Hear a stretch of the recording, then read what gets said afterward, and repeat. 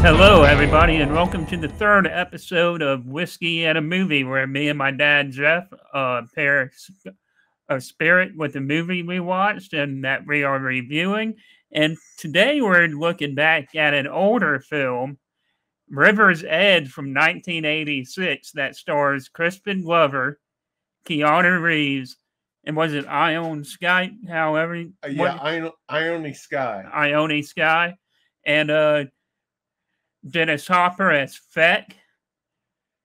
A lot of star Yeah, power. A lot of star power in this as well. And a lot of the star power before they were stars. Right, they were very young in this movie. Crispin Glover ended up getting top billing because he already was in Back to the Future the year before River's Edge came out. And of course, we all know what happened to Keanu Reeves after the 80s happened, because he was one of the bigger stars for the next 20 years after this. Well, after he had an excellent adventure.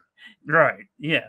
Which also came out in the same year. Bill and Ted's Excellent Adventure also came out in 1986. So Keanu had a pretty good year in 1986. I would think so. Yeah, he was one of the bigger stars in this movie. He certainly, anytime he had the scene, he did well. I know that we also have reviewed John Wick 4. Yes. It would be interesting. We didn't do this comparison, but the number of words he said in this movie may exceed what he said in John Wick 4. So I don't know if you saw the article or not, because in John Wick Chapter 4, he only said like 387 words total or something like that. Something like that. Yeah, he's a man of action, not a man of words. And so, Dad, this was your first time watching River's Edge. I think this was probably my fifth or sixth time watching it. And there's always something that you can pick out when you revisit this film that just makes it so incredible, knowing that these were all kind of babies in this movie, acting alongside Dennis Hopper as well. The young man who played Keanu's younger brother. Was it Joshua Miller? I think I sent you an email. Yeah, I believe that's right. He must have only been 10 or 11. He was very young, but he did an outstanding job of just playing this young, arrogant, non-conforming youth. He did a good job. He played his role very well. And he has gone on to become a screenwriter as of recently. He did that fantastic horror comedy called The Final Girls, where it starred Malin Ackman, Thomas Middleditch, and it was a great satire on horror slasher films from the 80s. And he also did, what was it, Crane of the South, or whatever that TNT series was. Right. He also wrote that or served as a producer on that as well. And now we're going to get into the details of River's Edge to explain our choices tonight. What were your thoughts? Because you said the cast was kind of young, but they were really, really great in this. Yeah, it was kind of the first time out for a lot of them. If not the first time out, it was certainly very near the beginning of their career, and they provided a plus effort all around the board. Yeah, across the board. The actors did an outstanding job in this movie. This movie is something that I would recommend to a lot of people, even though the subject is a little dark. Is very dark. Yeah. I mean, spoilers. But the story centers around this girl who says some trash talk about her boyfriend's mother, and her boyfriend just flat out chokes and kills her. So that's very early in the movie, but that's what the movie revolves around. Yeah. So this is not subject matter for your Sunday matinee. This is heavy subject matter. Yes, and I said this during the movie, like, this was before really true crime movies made their wave to the mainstream. So or was there already kind of true crime stories making headway around this time? You know, I look back and my memory's fuzzy from that, but I don't think that there were a lot of true crime movies that were out there. I do not believe this is based on a true story. No, it's not. But but it has that ring of authenticity to it that makes it very watchable. And I think I would place that on the director of photography and the cinematographer in this film as well. They did fantastic with the capturing the scenery and the look and the authentic feels of the teenagers acting in this as well. Oh yeah, it's an interesting subject that if one of your very good friends murders somebody, tells you he did it, and then you didn't really care that much for the person he killed, would you still continue to cover it up, or would you do the right thing and turn him in? So I think that's the gist of the movie, is what compels us to do the right thing or to support our friends at no cost or all cost. And like what Crispin Glover said when he hung up the phone, that really classic line, "The things I do for my friends, man." And the way he said it, it was so comedic, but it was comedic but dark. Yes. Yes, it was. And so, what did you think of the great Dennis Hopper in River's Edge as well? Even you said it was more like an extended cameo. But well, it was more like, to me, it was more like an extended cameo for Hopper, because he had a couple of scenes. He wasn't integral to the plot. I mean, he was like this old dude. You know, maybe he was like Yoda. He was providing the advice and the guidance from afar, you know, and he just suffered from this intense paranoia, you know, and I think he just kind of helped with the mood setting. Yes. Not so much with the plot, but he was very good in this movie. He played his role very well. Now, you got the IMDb page pulled up. Who played the guy who killed his girlfriend?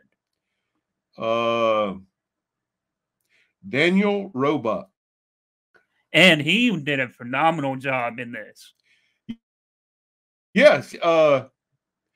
He has been in such things as The Fugitive, Final Destination.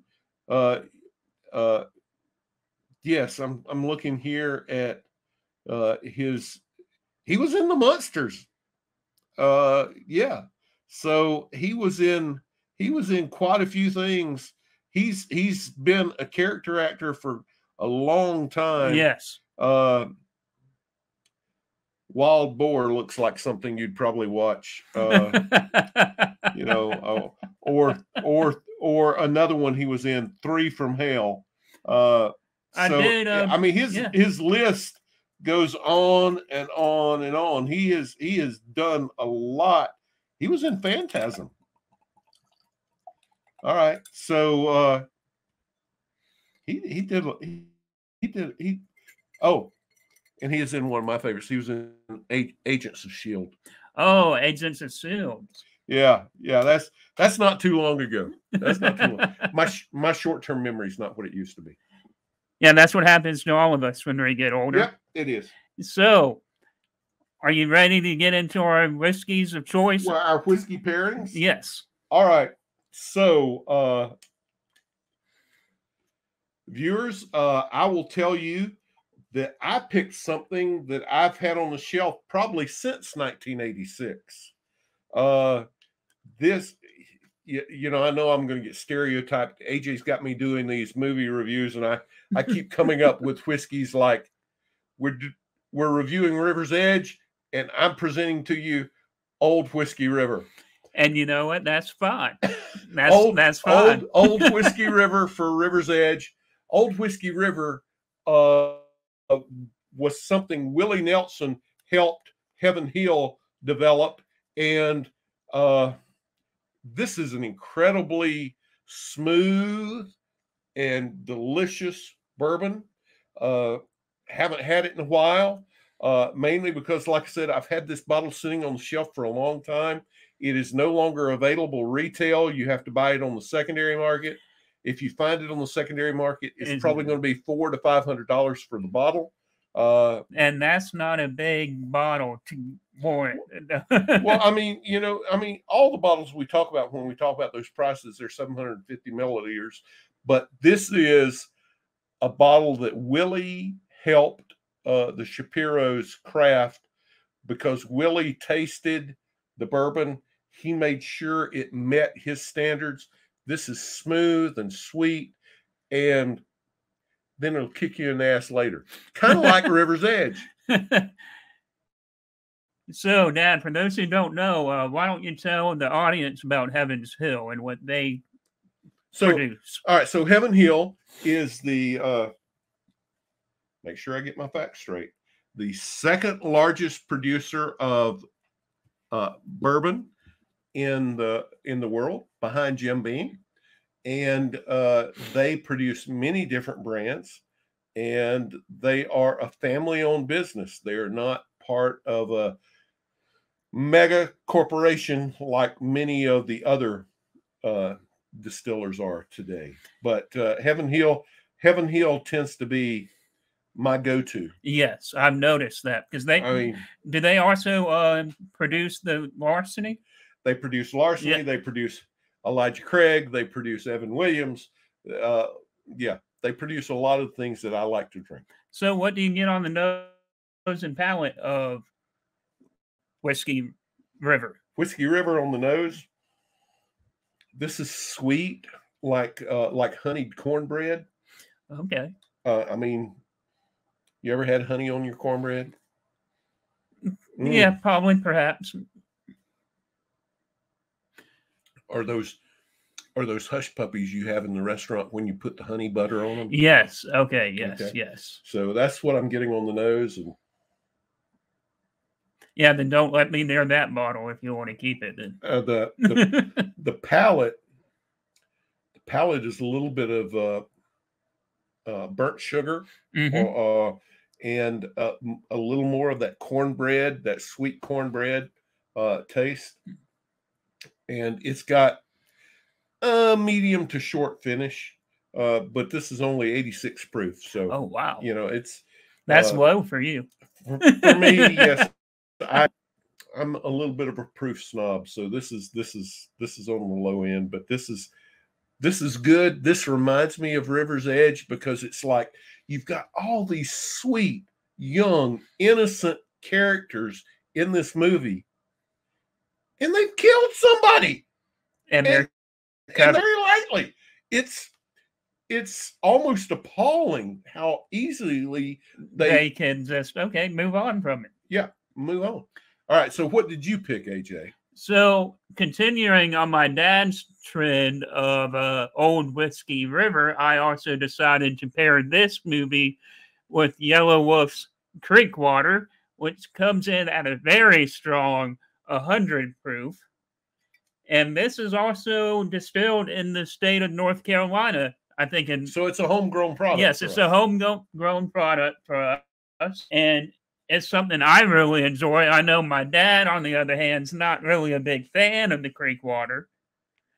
Well, that's why we do these things and make these suggestions, because everybody's palate is different. Yep.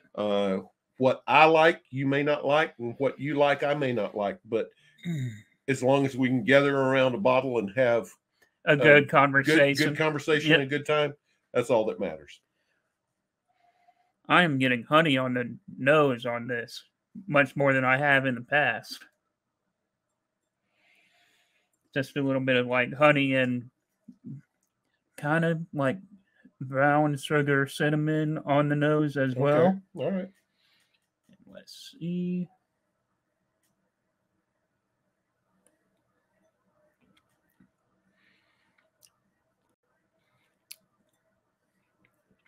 And kind of like burnt toffee on the palate is I think I'm getting. All right. And some more of that honey that I got on the nose as well. So you wanna pour me a little of yours so I can see what I get on the creek water? Yes. And guys, what's really cool about this bottle design is the bottle.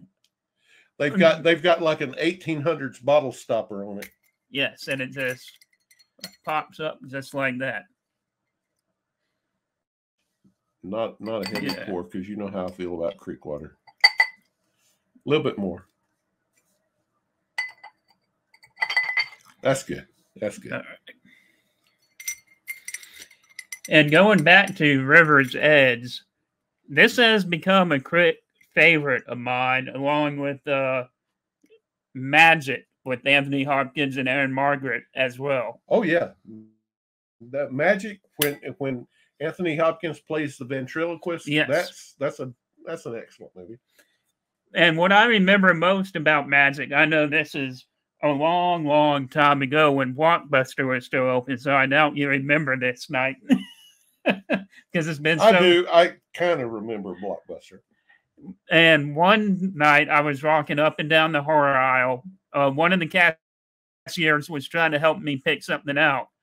And my dad pointed out this movie I've never even heard of before that starred Anthony Hopkins, who I've always been a major fan of.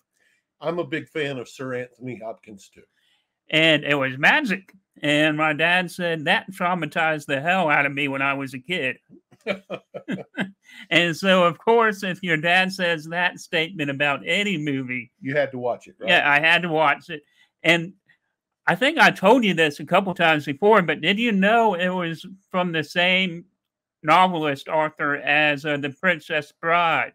No. And The Princess Bride's a reoccurring family joke. So, but all right, I got to tell you. What are you getting on? What are you getting on the nose? What am I getting on the nose? I'm getting Windex. This is not good. This is going to be tough. This is not. So is that? I mean, that's why everybody's different, and what we like, and what we don't like, we don't like. So is that what you would pair with a Pete Davidson movie?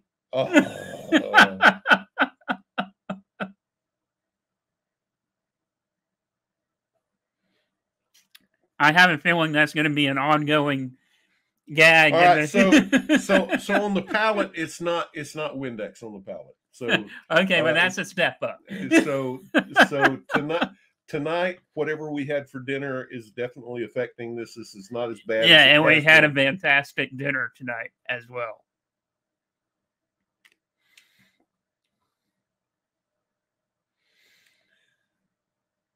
Still choppy and short on the palate. I'm getting.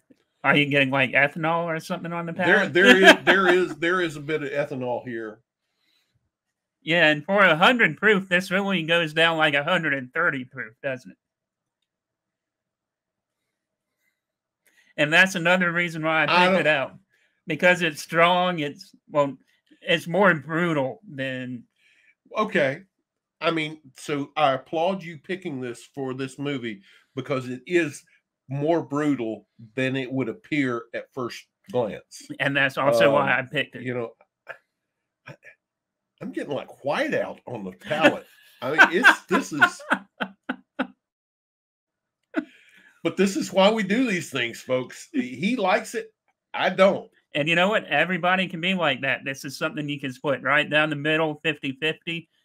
Because we frequently visit the VFW, which is a Veterans of Foreign Wars, and I've let a few people taste this, and they seem to like it, but I don't think their palates may be as defined as. Others. I don't have the palate that I would swear is the palate to be all palate. Right. But I know what I like, and I like what I like. So, what is the other whiskey that you also paired if you chose another one? Ooh. This one, while Old Whiskey River is slightly available out there on the secondary market in the $400 to $500 range, which beats the heck out of Pappy, I did have an alternate choice that is more readily available. And I really like this because, like I said, I am a proof snob. So this clocks in at 117 proof. You're my hero. But, you know, a lot of people will tell you bourbon has to come from Kentucky because 95% of it's made in Kentucky. But what I went with for my secondary choice, the choice that's available probably nationwide, you can go out there and find this. This is Devil's River. It is a Texas bourbon, and I'm going with the barrel strength, which, like I said, clocks in at 117. So let me pour me a little bit of this. And do you want to pour me a little bit of that one too? I'm going to pour you a little bit of this also. So here you go. Thank you. There you go. And we'll talk about the cork got away. There you go. So we'll talk about Devil's River.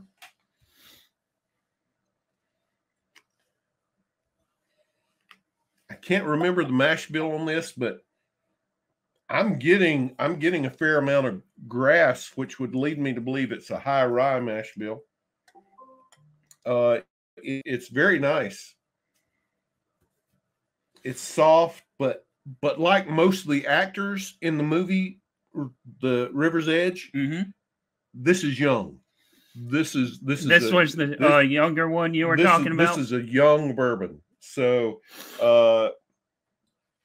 it does not say straight bourbon. So my guess is here, this is between 2 and 4 years old. So cheers.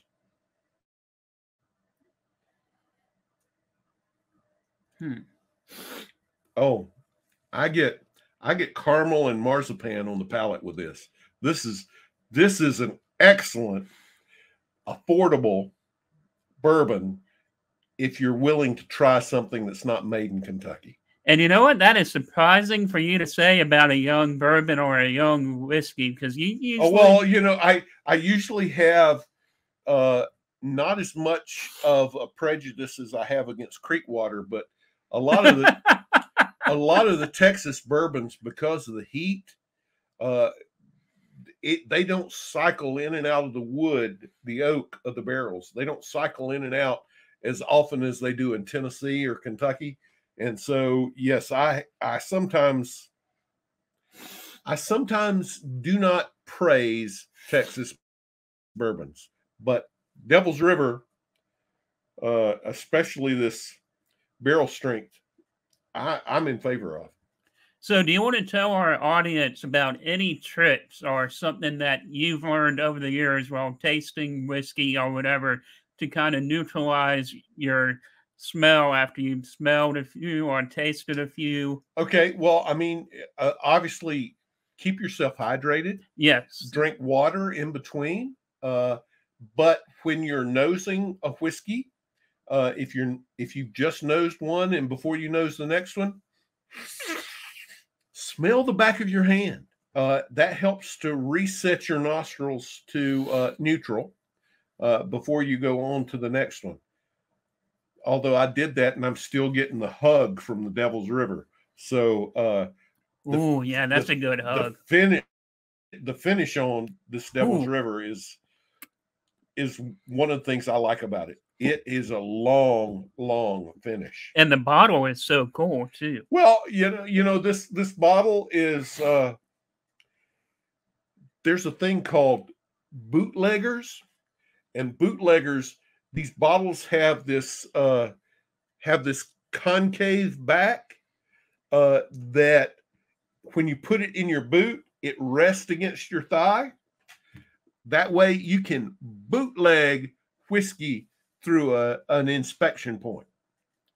So when we get into the details of River's Edge, you know, some critiques are they want you to also say like specific scenes or something instead of just, you know, doing a reactory review to it. So what are some specific scenes that really stood out to you that proved that Crispin Glover, Keanu Reeves, and did a really, really fine job acting in this. It was almost a solo scene for Crispin Glover when he kicked the body down the hill into the river. Oh, yeah. I mean, that was almost a soliloquy. He was talking to himself. You know, that's where you got the things I do for my friends. Yes, yes. He's doing that all by himself on the top of the hill, and he kicks that body down the hill into the river, and that was an impressive scene. The other scene that stands out to me is when Keanu, yeah, when he admits that he's the one who called the police. He's the one who thing. So you know, hats off to him. He played his part very well. And just the character actor who played his younger brother, he was so good. He was so good. He was such a little snot. He was such a little dick in this movie too. Like, that's the perfect teenager that you would think could play that part to a T, and he did it. And well, to think that the movie opens with this young man who's 10 or 11 throwing his baby sister's doll off a bridge into the river, and he sees the murder, and that's like the opening scene of the movie. It was something special. And you know what? Going back on Keanu in this, one of the scenes that stood out to me that was like, okay, this guy can really act, because you know us, we loved Keanu, but you know, this was like during the time where I thought he was like a cool action star and couldn't really act or had a lot of range per se. Mm-hmm. And that opening scene where he was talking to his younger brother saying, "You little shit, you really did that? It's dumb enough, but to go on and brag about it when you get home." Yeah. I mean, that was a really good acting part on Keanu. Well, I thought it was extremely well written, because you know that is exactly what an older brother should be doing for a younger brother.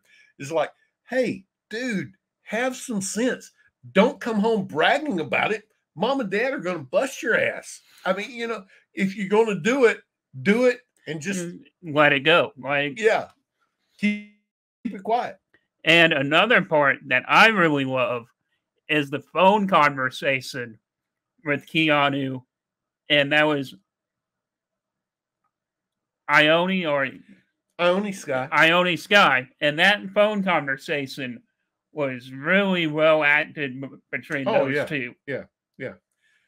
These are wonderful young actors at the beginning of their career who did an outstanding job. And like I said, I've watched this movie a few times, and it still blows me away every time I watch it. So it does age well.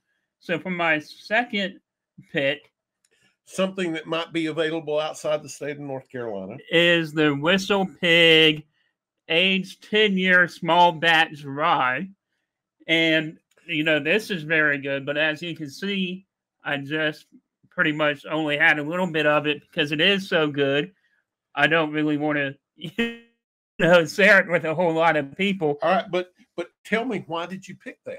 I picked it because, like I said, you know, the movie has still, you know, it's timeless with me because you can keep going back and forth, and it has aged so well over the years too. Like, it hasn't seemed outdated or anything, because we see these things still happening. Oh, yes. And so that's why I picked the WhislePig 10-year. Good. So is that what you're drinking now? Yes, and would you like to pour a little bit as well? Absolutely. And we are big WhislePig fans too. So, big fan of the movie, big. Well, you're a big rye fan. Yes. You're a big rye fan. So, this is definitely a small batch rye. Oh. It's so good on the nose, but I don't know what I'm... Spearmint and grass. That is really good stuff. Summertime. Yeah, that smells like summertime. Summertime in the glass.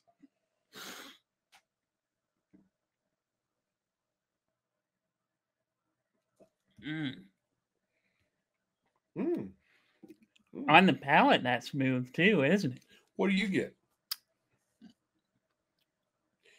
To me, it's like butterscotch and spearmint at the same time. I kind of get corn a little bit. You get a little corn, okay, all right. We don't know what I'm not sure what the mash bill is on this, but I don't know if they. No, they don't. They don't. They don't put it on the Bible. No, on the bottle. And this is a blend of straight rye whiskeys, and it is also 100 proof. And this is the back of the bottle, just to show you guys again.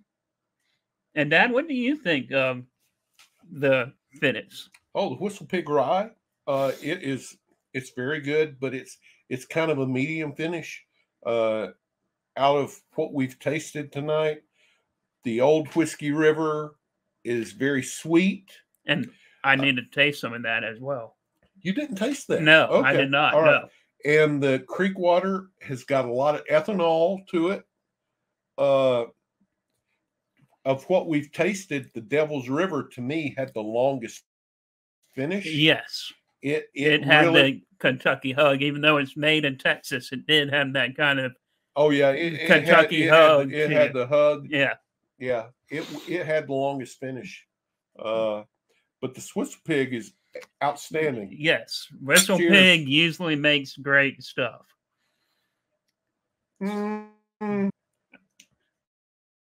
WhislePig usually buys great stuff. Not everything WhislePig puts their label on is their own. Is their own juice. Okay. Yes. Okay.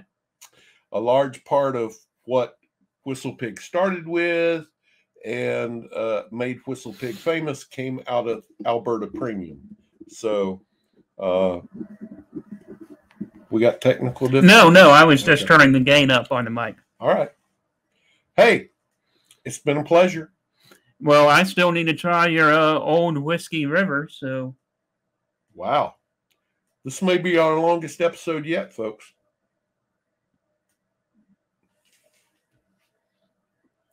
If you got a clean glass, or you want me to use one of these disposables? Use the disposables. All right.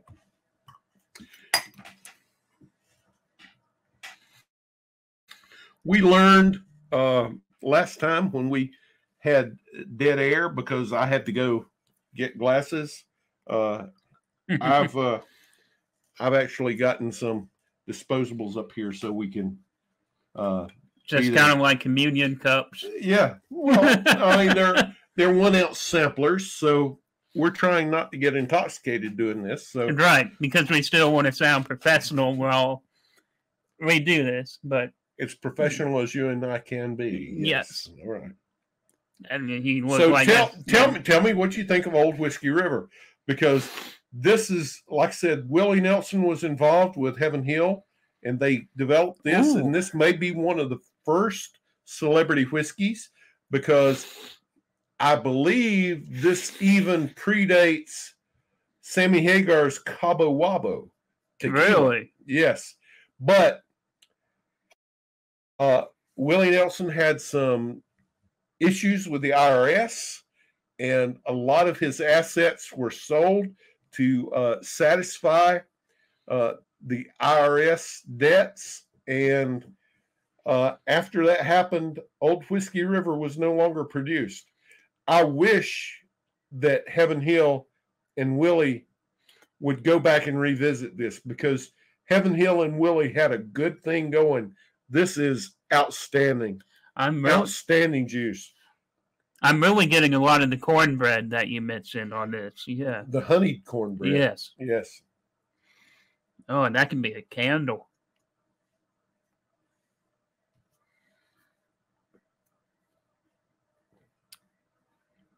Ooh.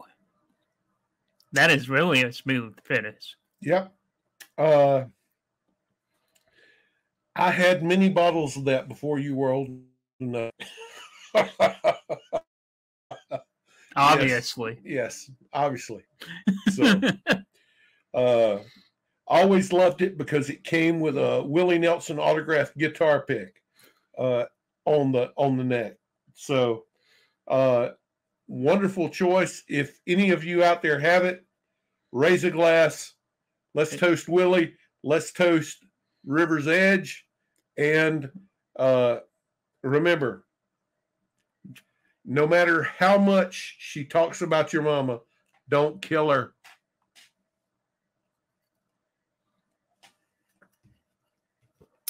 All right, guys, that has been Whiskey and a Movie. We hope you all enjoyed this episode. And next time, are we doing Dungeons and Dragons next time? I think next time it's Dungeons and Dragons. And then which will make me get out of my comfort zone because I don't know of any whiskey that's got Dungeons or Dragons in the title. So we got to get creative with this one. Yeah, I'll have to get a little more creative. And until next time, hope you all have a good week.